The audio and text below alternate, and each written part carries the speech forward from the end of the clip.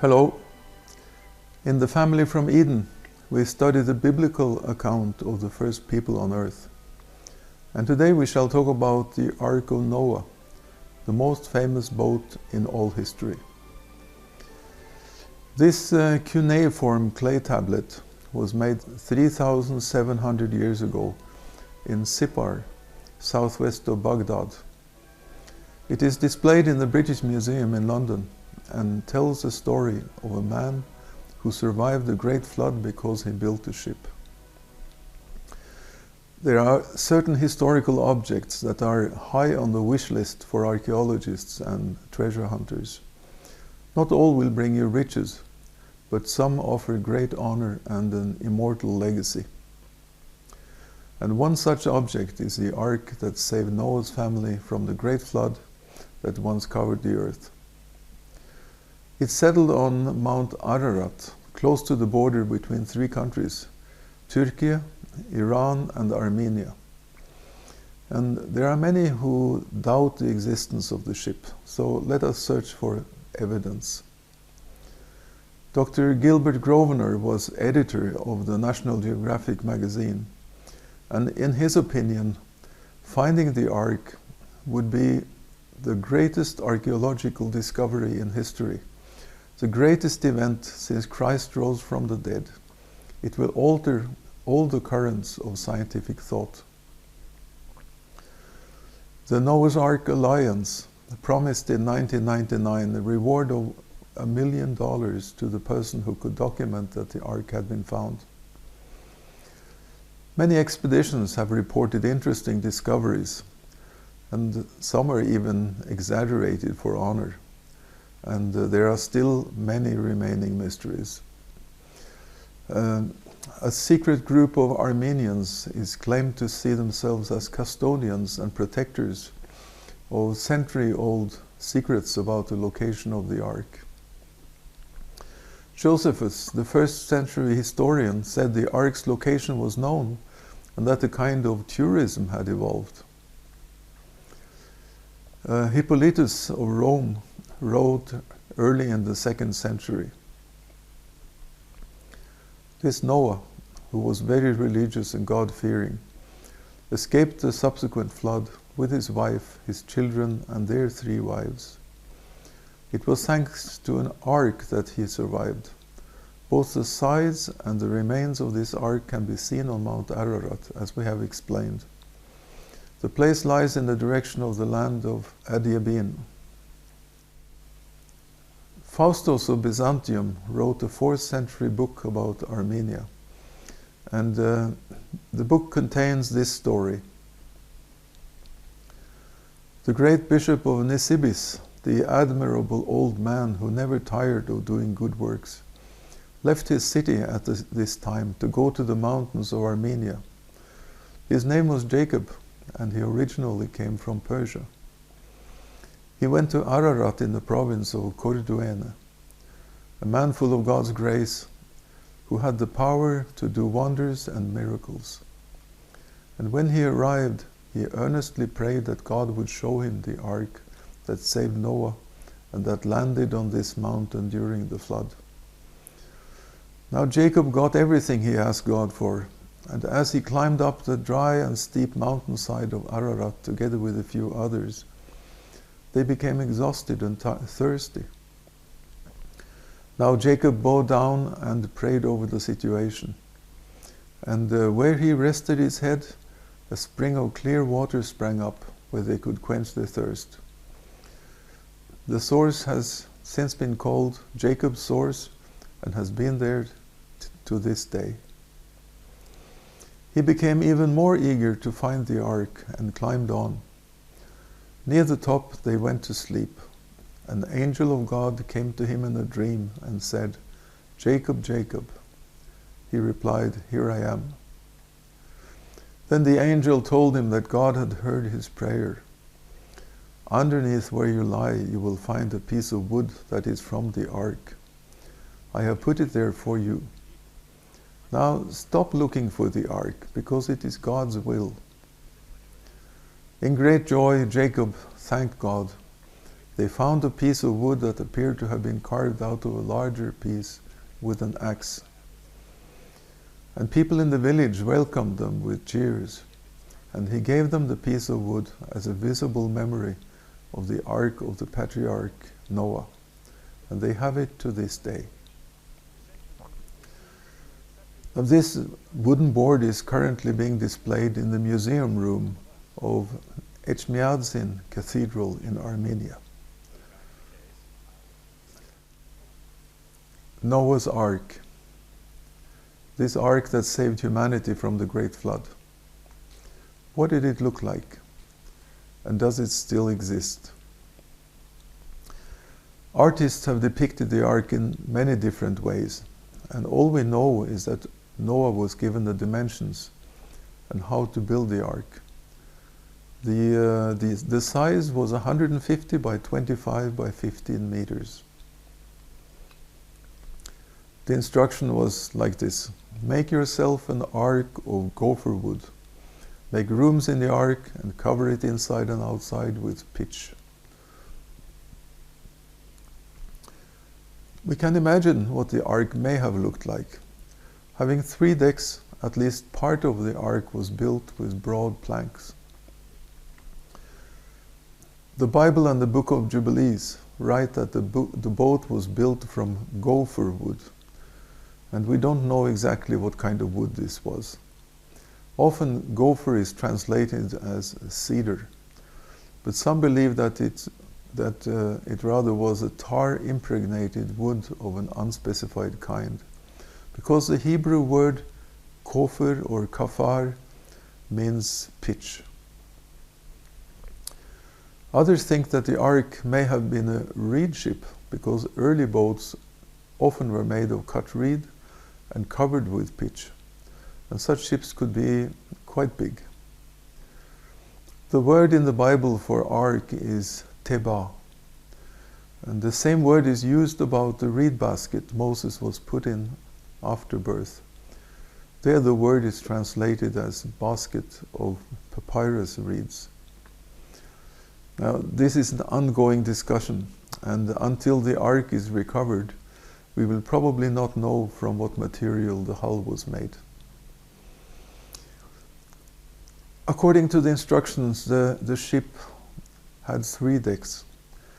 That means that the total deck area was 10,000 square meters, or 2.5 acres, or 3 football pitches. And everything was to be covered with tar, inside and out, to make the ship waterproof and durable. And it's because of this impregnation that many hope that the remains of the ark can still be found.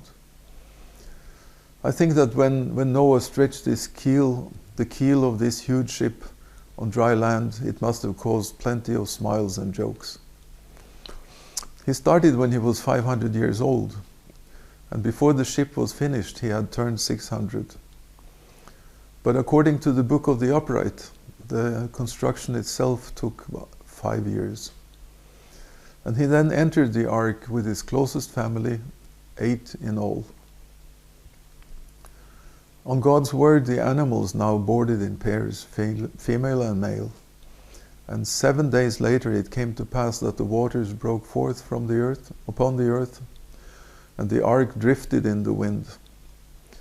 Even the mountains were submerged, and nowhere was shallower than 9 meters. The whole earth was flooded for 150 days, until the ark finally ran ashore on Mount Ararat.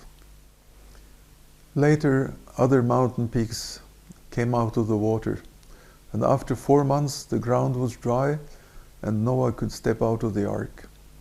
The deluge was over.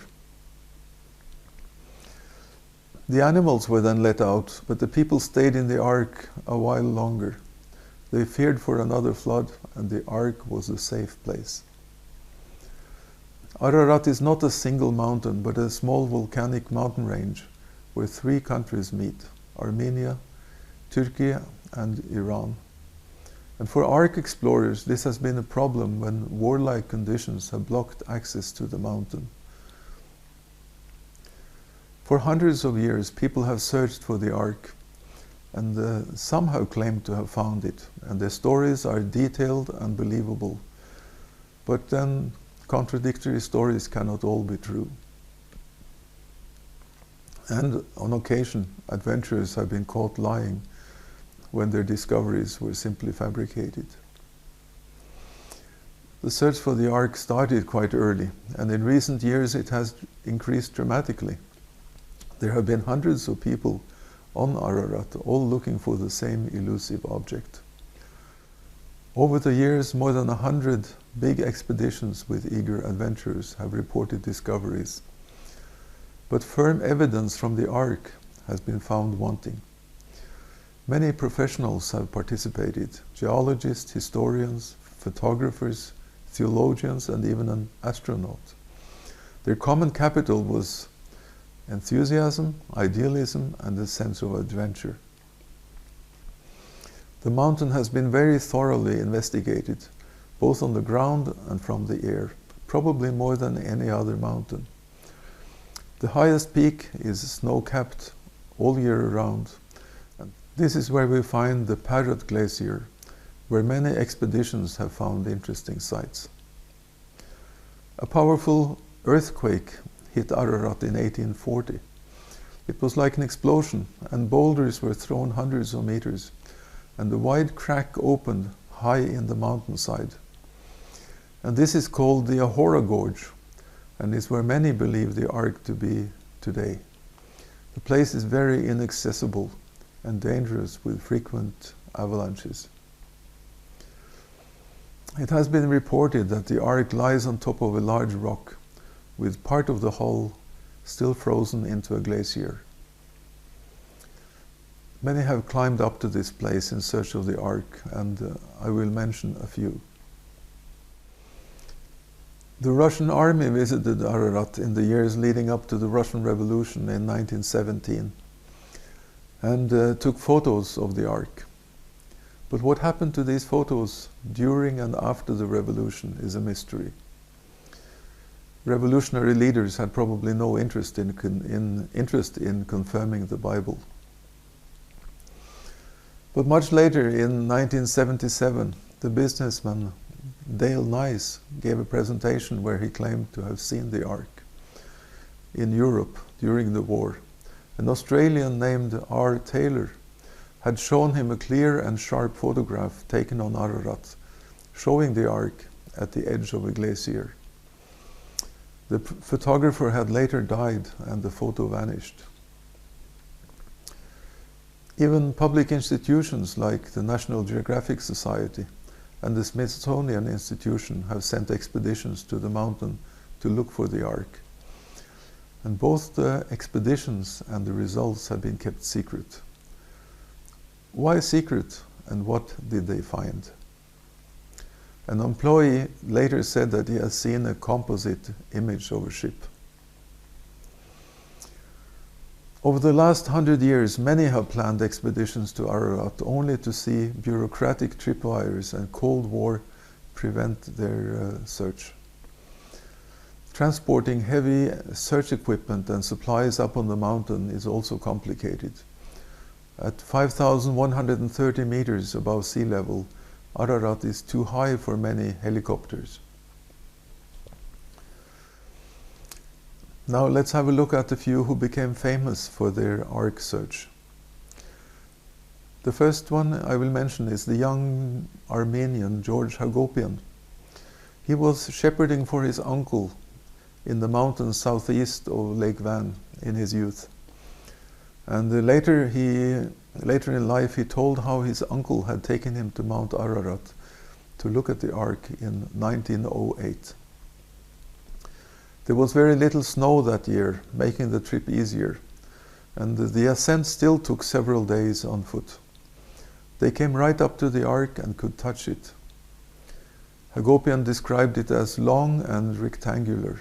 The roof was almost flat, except for a superstructure at the top with at least 50 large windows. Under a cover of green moss, the ship was made of dark, almost petrified brown wood. George Hagopian lived a dramatic life and survived the Armenian genocide. His immediate family were killed, and he survived only because of his Turkish uniform. Later he moved to America, and his story received much attention because it seemed to confirm other reports of the Ark, and it seemed credible. Now for the next. Nobody has contributed more in creating interest for Noah's Ark than a wealthy French businessman called Fernand Navarra. His book, I Found Noah's Ark, created quite a stir. He vividly told how he had found the Ark high up on the slopes of Ararat.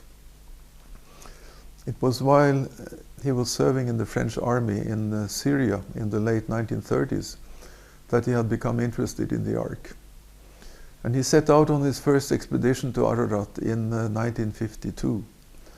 And among the many who claim to have found the Ark, Navarra is one who has something to show.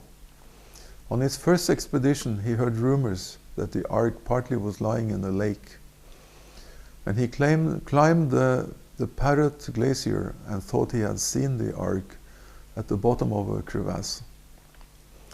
And he returned the next year but got altitude sickness and had to go home.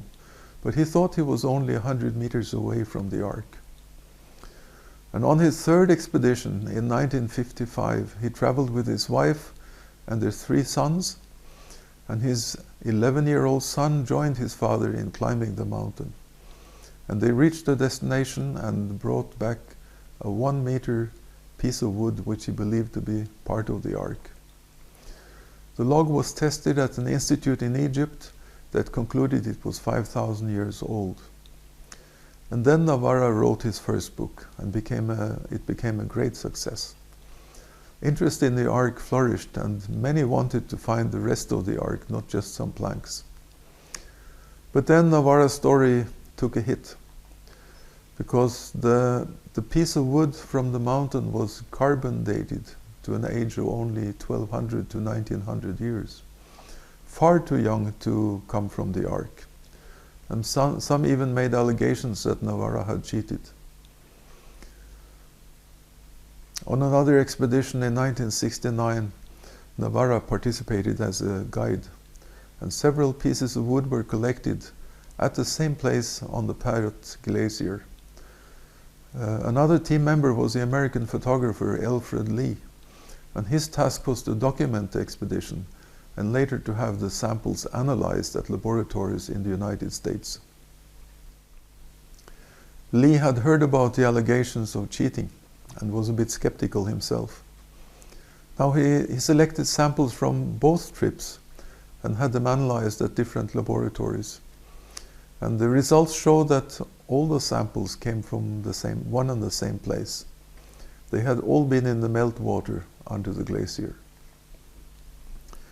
Lee felt that this disproved any allegations of cheating, but the new carbon dating still showed the wood to be 1700 to 1900 years old. Navarra repeated the tests at laboratories in Bordeaux, Cairo and Madrid, but without carbon dating. The age was estimated after studying cell changes, brown coal formation, state of petrification and year rings. In a joint statement, the laboratories concluded that the wood was 5,000 years old, and it was later discovered that carbon dating of such samples are not giving reliable results. The wood was covered in pitch and had been in water for a long time, so it was not possible to use the C14 dating method. Lee's report gave another interesting detail. The wood samples had very narrow year rings, to the point where they were difficult to discern. And they probably felt this was a curiosity. But to me it may be conclusive evidence that the tree had grown before the flood, when the years were much shorter, giving narrower year rings. And this may be proof that they actually found Noah's Ark. Another explorer, the US Sergeant Ed Davis, was on military duty in Hamadan in Iran. But through local friends he received an invitation to see Noah's Ark, and they took him to a village which the locals called Where Noah Planted the Vine. They went on an arduous journey of several days before they could see the ark at a distance, and his description agrees well with Hagopian's. Another Ark adventurer was the astronaut Jim Irwin. He is best known for his walk on the moon in 1971 when he was pilot for the landing module in the Apollo 15 program. Irwin went to Ararat a total of 6 times between 1982 and 1987. His first expedition nearly cost him his life because he fell into a ravine and had 4 teeth knocked out, several lacerations to his head and deep cuts to both hands. But still he returned to Ararat only 3 years later.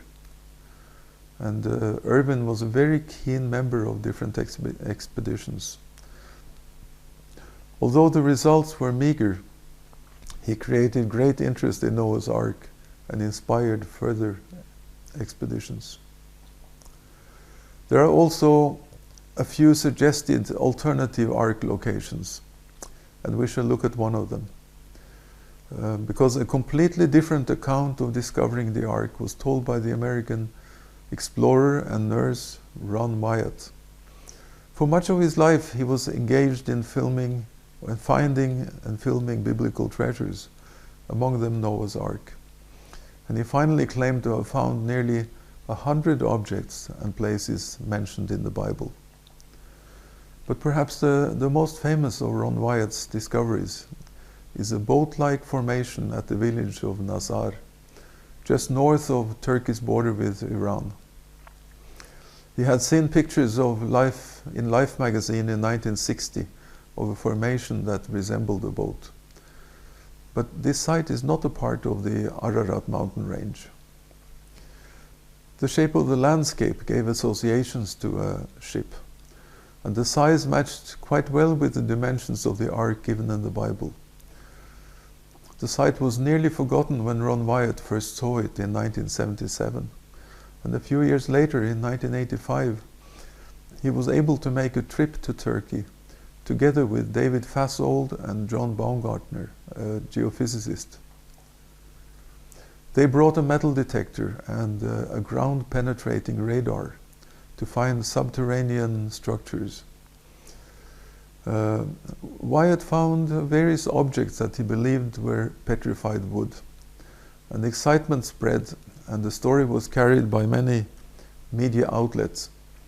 And Wyatt showed photos where ribbons laid out on the ground were meant to show a buried structure of beams he felt was the hull of the ship. The survey was carried out without the necessary local permits, and only 10 measurements had been made with the ground radar when the authorities discovered what was going on and ordered them to stop. And left with very little collected data, their early conclusions lacked foundation. The new systematic searches were carried out 2 years later to determine what was hidden in the ground. They had more time and could make a complete analysis. And the following year they drilled 4 core samples to a depth of 10 meters. But the team concluded that the site is an entirely natural geological formation. Wyatt's ribbons were based on a very creative interpretation of just a few measurements, and no links were found to Noah's Ark. But local authorities have confirmed that this is Noah's Ark and have built a tourist center nearby. Income from tourists is always welcome. There have been many expeditions to Ararat in search of the Ark, and many exciting books have been written from such expeditions. I still have some reservations about the claims that Noah's Ark has been found. Perhaps some items originate from the Ark, but not sufficient to claim that the Ark itself has been found. One may also wonder what the Smithsonian Institution would have done with the ship if they had found it on their secret missions. It would be fantastic if the Ark finally was found and photographed. It would be conclusive evidence of the truth in the Bible. I just feel that so far the evidence is insufficient. When we see that evidence crumbles on closer inspection, it does not boost confidence. Years afterwards, the evidence should have been clear. But I still feel that the piece of wood in the Echmiadzin monastery and the logs found by Navarro could possibly and even probably be related to the Ark. And further research may give us the answer. The story of Noah's Ark is exciting and still ongoing, but our search will end here because our time is up. In the next program, we shall see how Noah's children repopulated the earth after the flood, and how towns and cities that was named after them, even to this day, confirms their existence. So, thank you for watching. Goodbye, and see you next time.